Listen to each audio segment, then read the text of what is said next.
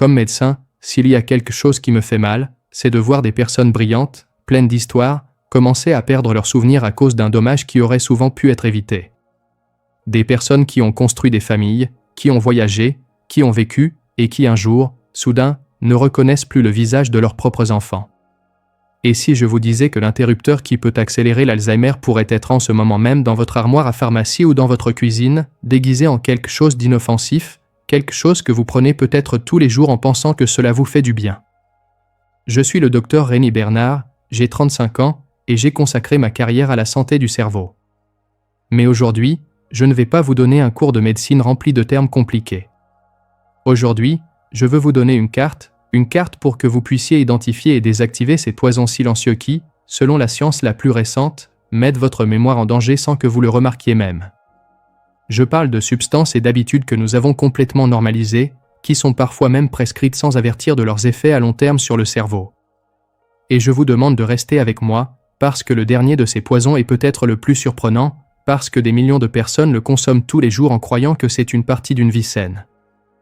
Ceci peut être la conversation la plus importante que vous ayez sur votre avenir et celui de votre esprit.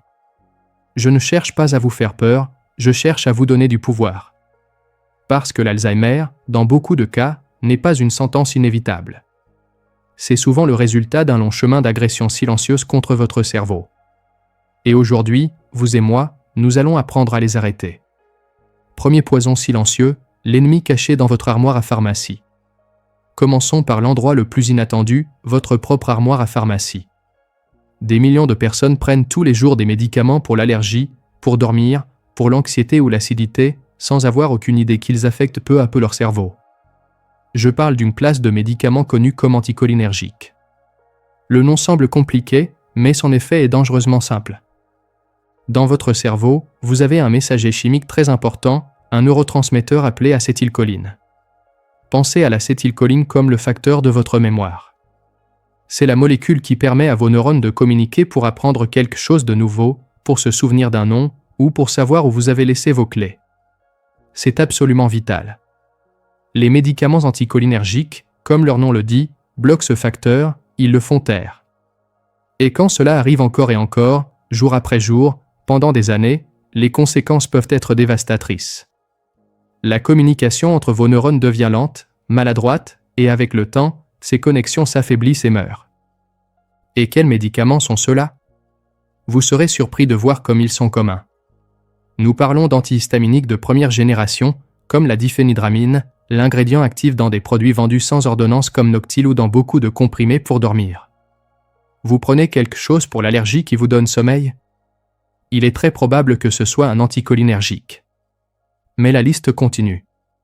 Certains antidépresseurs, médicaments pour la vessie hyperactive, ou certains relaxants musculaires ont aussi une forte charge anticholinergique. Une étude de l'Université de Washington a été très claire. Consommer ces médicaments de façon prolongée est associé avec un risque beaucoup plus élevé de développer démence et Alzheimer. Et ce n'est pas un petit risque, l'effet est cumulatif. Chaque comprimé est comme une goutte de plus dans un verre. Au début, vous ne remarquez rien, mais avec les années, le poison s'accumule jusqu'à ce que le dommage puisse être irréversible. Le plus dangereux, c'est que c'est très subtil. Les premiers symptômes ne sont pas une perte de mémoire dramatique. Ce sont de petits oublis, une sensation de brouillard mental, difficulté à se concentrer, des symptômes que beaucoup attribuent au fait de vieillir. Mais non, ce n'est pas un vieillissement normal, c'est un dommage pharmacologique. Et à côté de ceci, je dois mentionner une autre famille de médicaments, les benzodiazépines. Des médicaments comme le Valium, le Xanax ou l'Ativan, ils sont utilisés pour l'anxiété et l'insomnie.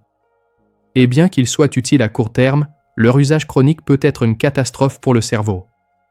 Certaines études ont associé leur usage à long terme avec une augmentation du risque de démence jusqu'à 78%.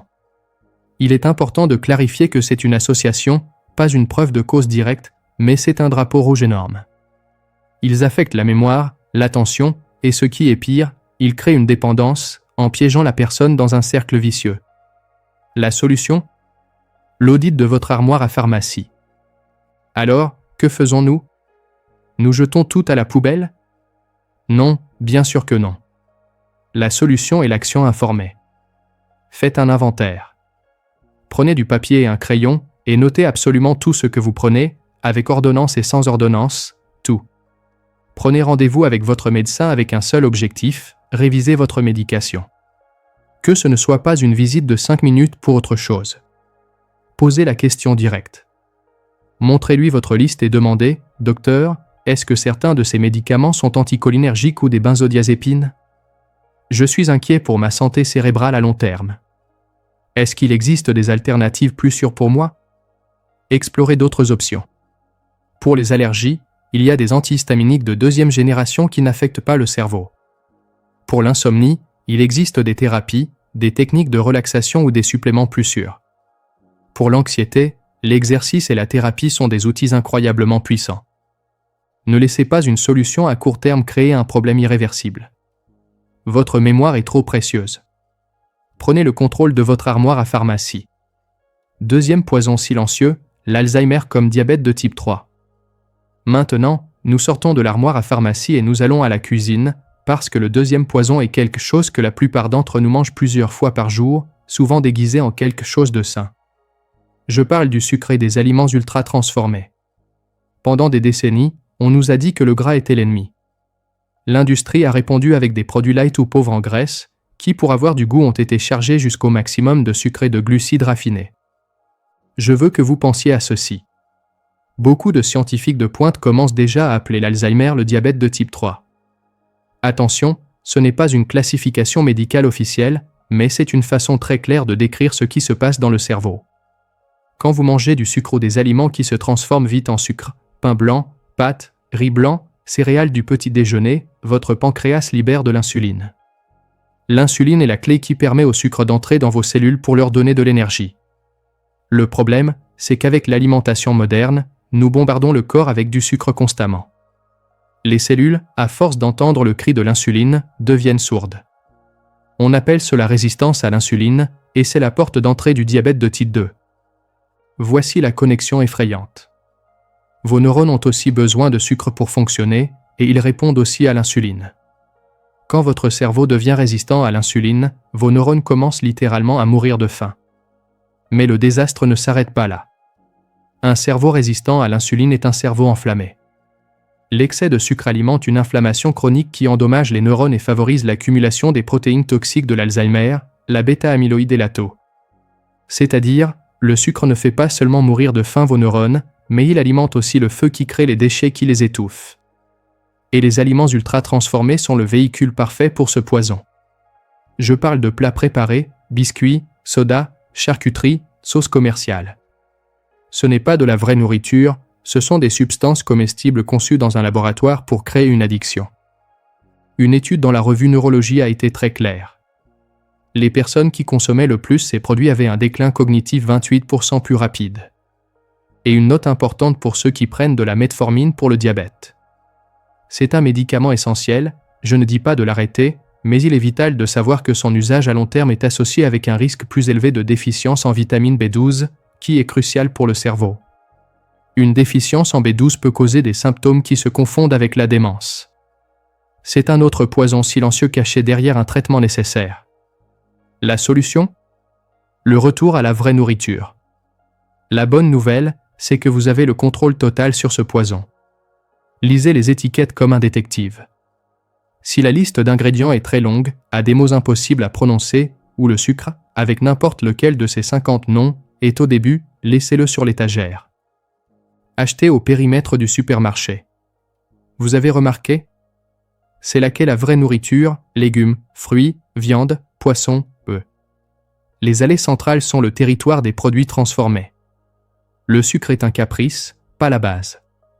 Éliminer les boissons sucrées, c'est du poison liquide. Changez les céréales en boîte pour des œufs. Sucrez avec des fruits. Donnez la priorité aux bonnes graisses et aux fibres.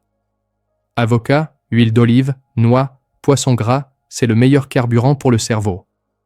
Les fibres des légumes et légumineuses nourrissent votre intestin, qui a une connexion directe avec votre santé cérébrale. Si vous prenez de la metformine, parlez avec votre médecin. Demandez-lui s'il devrait surveiller vos niveaux de vitamine B12. C'est une simple analyse de sang qui peut vous éviter beaucoup de problèmes. Chaque repas est une décision. Vous pouvez baigner votre cerveau dans le sucre et l'inflammation, ou le nourrir. Le choix est vôtre, 3 fois par jour. Si ce que vous écoutez a du sens pour vous, je vous demande 2 choses. Premièrement, rejoignez-moi sur cette chaîne et abonnez-vous. Ma mission est de vous donner des outils clairs pour protéger votre cerveau. Deuxièmement, et plus important, partagez cette vidéo. Pensez à quelqu'un que vous aimez, votre partenaire, un frère, une sœur, un bon ami. Leur envoyer cette vidéo pourrait être l'acte d'amour le plus grand que vous fassiez pour eux aujourd'hui. Vous pourriez littéralement sauver leurs futurs souvenirs. Soyons une armée en défense de l'esprit. 3e poison silencieux, le voleur de neurones qui vit dans le silence. Le 3e poison n'est pas dans un comprimé ni dans un paquet, il est invisible, mais son pouvoir pour endommager le cerveau est dévastateur. Je parle de l'isolement social et du stress chronique. Les humains sont des êtres sociaux. Notre cerveau est câblé pour se connecter. Quand nous lui refusons cette connexion, il se flétrit. La solitude n'est pas seulement un sentiment triste, c'est un état d'alerte biologique. Une étude après l'autre le confirme. L'isolement social est un facteur de risque très puissant pour la démence. Pourquoi ? Parce que quand vous êtes seul, votre cerveau l'interprète comme une menace et libère du cortisol, l'hormone du stress. Un peu de cortisol est bien, mais le cortisol chronique est toxique pour l'hippocampe, le centre de votre mémoire, qui est justement une des premières zones que l'Alzheimer attaque. Le stress chronique rétrécit littéralement votre centre de mémoire. Pensez à cela comme ça. Chaque conversation est comme emmener votre cerveau au gymnase. Vous devez écouter, traiter, se souvenir, répondre. C'est un entraînement très complet. Chaque café avec un ami, chaque appel téléphonique renforce vos connexions neuronales et construit quelque chose que nous appelons réserve cognitive. La réserve cognitive, c'est comme un cerveau de rechange. C'est la capacité de votre cerveau à résister aux dommages. 2 personnes peuvent avoir les mêmes plaques d'Alzheimer, mais celle qui a plus de réserve cognitive ne montre pas de symptômes. Quand vous vous isolez, vous arrêtez de construire cette protection, vous laissez votre cerveau sans défense. Le problème, c'est que la vie moderne favorise l'isolement. Les gens prennent leur retraite et perdent leur cercle social. Les enfants partent. La technologie nous isole. Pour beaucoup, la solitude devient la norme, et dans ce silence, notre cerveau perd sa vitalité. La solution ? Nourrir votre cerveau social. Combattre cela demande d'être proactif. La connexion ne va pas toujours frapper à votre porte. Planifiez vos rencontres sociales, comme vous planifiez un rendez-vous médical. Appelez un ami et fixez un jour pour un café. Mettez-le dans le calendrier comme quelque chose de non négociable. Cherchez une tribu avec un but. Le volontariat est un outil incroyable. Il vous connecte avec des gens et vous donne un but. Rejoignez un club de lecture, un groupe de randonnée, une chorale. La clé est la régularité. Qualité plutôt que quantité. C'est mieux d'avoir 2 ou 3 amis intimes que 50 connaissances. Nourrissez ces relations profondes. Adoptez un animal de compagnie. Si vous pouvez, la compagnie d'un animal réduit le stress et la solitude d'une façon incroyable. Apprenez à gérer le stress. 10 minutes de méditation ou respiration profonde par jour peuvent changer la chimie de votre cerveau. Sortir marcher dans la nature fonctionne, et l'exercice est le meilleur anxiolytique qui existe. Votre cerveau est un organe social, ne le condamnez pas à l'isolement. 4e poison silencieux, la tempête parfaite des maladies normalisées. Le 4e poison n'est pas une seule chose, mais une conspiration de 3 tueurs que nous avons commencé à voir comme des choses de l'âge. Je parle de l'hypertension, du cholestérol élevé et du diabète de type 2 ou résistance à l'insuline. Séparément, chacune est un risque. Ensemble, ce qui est comme elles viennent souvent, elles multiplient leur pouvoir destructeur. Commençons avec l'hypertension. Votre cerveau, bien qu'il soit petit, reçoit 20% de tout votre sang et oxygène. Pour le nourrir, vous avez un réseau de vaisseaux sanguins minuscules, certains plus fins qu'un cheveu. Maintenant, imaginez que vous connectez un tuyau de pompier au tuyau d'un jardin de bonsaï. C'est ça, l'hypertension, une pression brutale et constante qui endommage et durcit ces délicates artères cérébrales. Le flux de sang diminue, et votre cerveau commence à recevoir moins de carburant. C'est comme essayer de penser clairement pendant que quelqu'un vous étouffe lentement. Maintenant, à cette tuyauterie endommagée, ajoutez le cholestérol LDL élevé, le mauvais. c'est comme de la graisse collante et oxydée qui adhère aux parois des artères, les rétrécissant encore plus. Moins de sang arrive au cerveau. Et pour finir la tempête, arrive la résistance à l'insuline. Comme nous avons déjà vu, cela signifie que vos neurones ont faim et sont enflammés. Mettez tout ensemble. Des tuyaux rigides à cause de l'hypertension, bloqués par le cholestérol, et à la fin, des neurones qui ne peuvent pas utiliser la petite énergie qui leur arrive à cause de la résistance à l'insuline.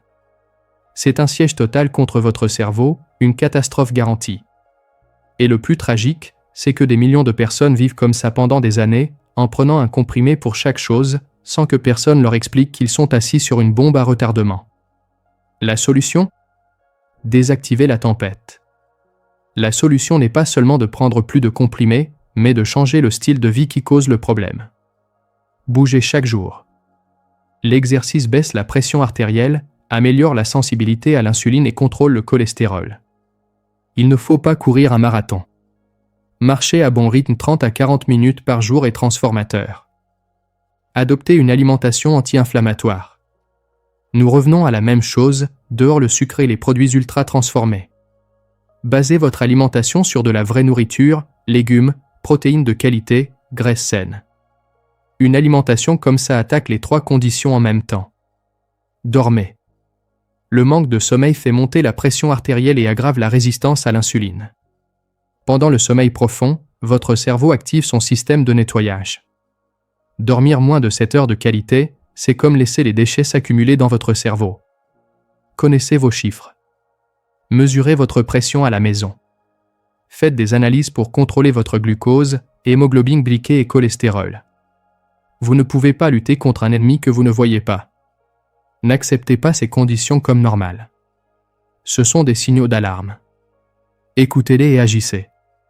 5e poison silencieux, l'habitude inoffensive qui étouffe votre cerveau. Et nous arrivons au dernier poison. Je l'ai laissé pour la fin parce que c'est de loin le plus commun et en même temps le plus facile à combattre. C'est une habitude si normale que nous ne la voyons même plus, la sédentarité. Nous sommes devenus une société de gens assis. Nous nous asseyons pour travailler, pour manger, pour voyager, pour regarder la télé, et chaque heure que vous passez assis, vous volez à votre cerveau ces 2 nutriments les plus importants, oxygène et mouvement. Quand vous bougez, votre cœur pompe un torrent de sang riche en oxygène au cerveau. C'est comme ouvrir les fenêtres d'une pièce fermée. Tout fonctionne mieux. Mais il y a quelque chose de plus. Quand vous contractez vos muscles, ils libèrent des substances magiques. Une d'elles est une protéine appelée BDNF.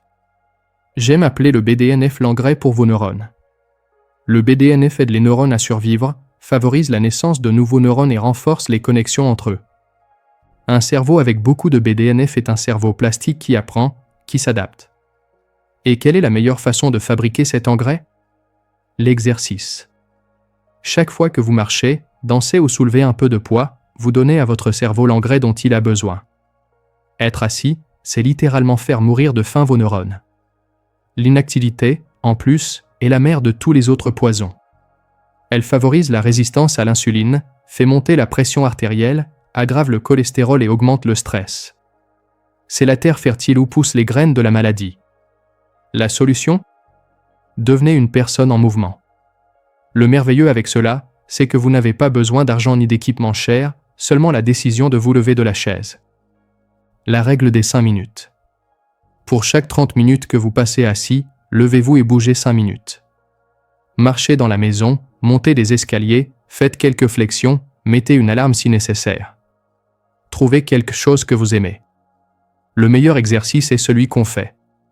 Si vous détestez la salle de sport, n'y allez pas. Vous aimez la musique ? Dansez. La nature ? Marchez. Le jardinage est un exercice fantastique. La clé est d'en profiter. Consistance plutôt qu'intensité. C'est beaucoup mieux de marcher 30 minutes chaque jour que de se donner une punition un jour par semaine. Votre cerveau a besoin de sa dose quotidienne de mouvement. Intégrez le mouvement dans votre journée. Utilisez les escaliers. Garez-vous un peu plus loin. Parlez au téléphone debout en marchant. Chaque petit geste compte énormément. Ne sous-estimez pas le pouvoir de vos muscles pour guérir votre cerveau. Mouvement, c'est vie. Conclusion, vous êtes l'architecte de votre propre cerveau. Nous avons découvert plusieurs ennemis cachés dans notre vie quotidienne, de l'armoire à pharmacie jusqu'au canapé. Et maintenant, peut-être que vous vous sentez dépassé. Peut-être que vous pensez, « Mon Dieu, j'ai passé des années à tout faire mal. » Je veux que vous respiriez profondément et que vous m'écoutiez bien. Il n'est jamais trop tard. Votre cerveau a une capacité de changer et se régénérer qui est étonnante. Cela s'appelle neuroplasticité, et cela signifie que ce que vous faites à partir d'aujourd'hui même peut commencer à réécrire votre avenir. Vous n'avez pas besoin de tout faire d'un coup. Choisissez une chose, juste une. Peut-être que cette semaine, vous décidez de réviser vos médicaments avec le docteur, ou peut-être que vous décidez simplement d'éliminer les sodas, ou d'appeler cet ami avec qui vous ne parlez pas depuis longtemps, ou simplement de sortir marcher 15 minutes après le dîner. Chaque petit pas crée un élan. Chaque décision saine vous renforce. Vous n'êtes pas une victime de votre âge ni de vos gènes. Vous êtes l'architecte de votre santé cérébrale. Vous avez le pouvoir de construire un cerveau plus fort, plus résilient, un cerveau qui gardera vos souvenirs pendant de très nombreuses années. L'information que je vous ai donnée aujourd'hui est votre carte. La décision de commencer le voyage est vôtre. Commencez aujourd'hui. Je suis le docteur Rémi Bernard. Prenez soin de votre cerveau. C'est le seul que vous avez.